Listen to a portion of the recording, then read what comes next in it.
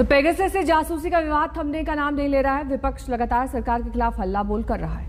जिनकी जासूसी के आरोप लगे उनमें राजनीतिज्ञ भी हैं, बिजनेसमैन हैं, मानवाधिकार कार्यकर्ता समेत पत्रकार भी हैं, लिहाजा सियासी बवाल कुछ ज्यादा ही है।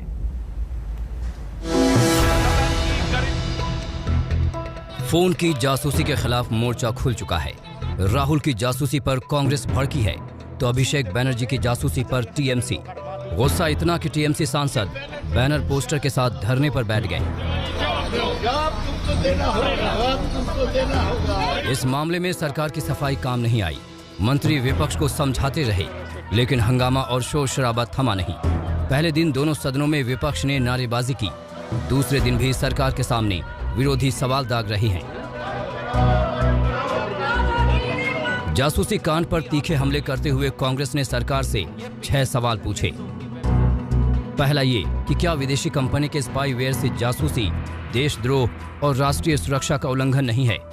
दूसरा ये कि सरकार 2019 के लोकसभा चुनाव से पहले लोगों और नेताओं की जासूसी क्यों करवा रही थी। तीसरा सवाल ये कि सरकार में किसने इजरायली कंपनी NSO से पेगासस सॉफ्टवेयर खरीदा, कितने में खरीदा।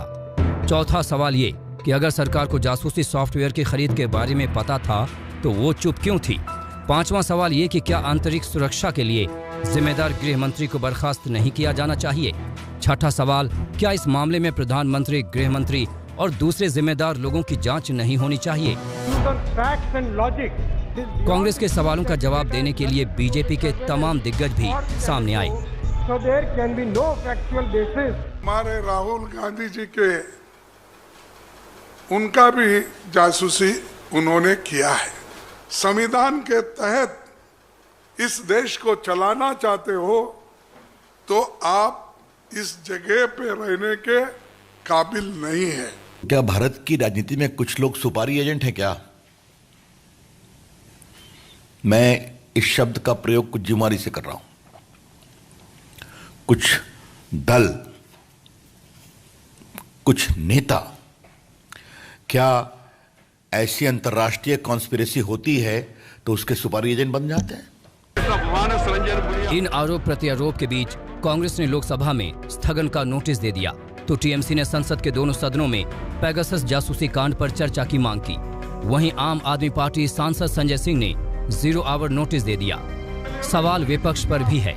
अगर सही मायने में चर्चा का इरादा होता तो संसद के दोनों सदनों में पहला दिन हंगामे की भेंट क्यों चढ़ जाता। सत्र की शुरुआत से पहले ही दिन प्रधानमंत्री मोदी ने विपक्ष से अपील की थी कि किसी भी मुद्दे पर सार्थक और शांतिपूर्वक चर्चा होनी चाहिए, लेकिन विपक्ष हंगामा नारेबाजी को ही हथियार बना चुका है। तो कुछ लोगों को बड़ी पीड़ा हो रही है। आज इस सदन में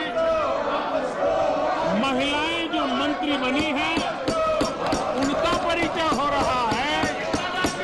वो कौन सी महिला विरोधी मानसिकता है कि जिसके कारण इस सदन में उनका नाम भी सुनने को तैयार नहीं है, उनका परिचय भी कराने को तैयार नहीं। लेकिन विपक्ष के रुख को देखकर लगता नहीं कि ये सियासी बवंडर फिलहाल थमने वाला है। आज तक ब्यूरो।